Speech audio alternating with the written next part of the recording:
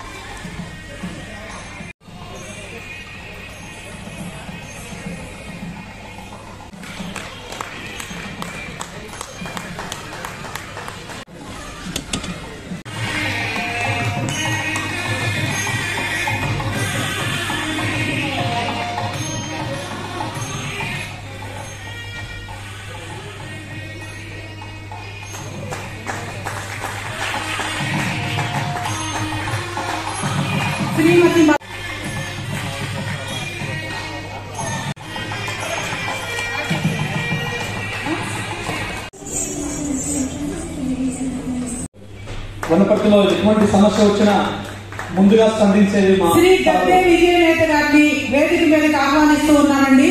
స్వాగతం, సుస్వాగతం. ధనలక్ష్మి గారి నాయకత్వం వర్ధిల్లాలి. హ్యూమన్ రైట్స్ ఫౌండేషన్ తెలంగాణ కన్నర్గా ఉన్నాను. భారతీయ కిసాన్ సంఘటన జాతీయ ప్రధాన కార్యదర్శిగా ఉన్నాను. మన ధనలక్ష్మి గారు ఒక అవార్డు ప్రదానం చేశారు. చాలా సంతోషకరం. వారు చాలా గొప్ప సామాజికవేత్త. గతంలో కూడా వారి ఆధ్వర్యంలో నేను చాలా అవార్డులు తీసుకోవడం కానీ లేకపోతే వేరే వాళ్ళకి ఇవ్వడం కానీ జరిగింది. నేను గెస్ట్గా కూడా చాలాసార్లు వచ్చాను.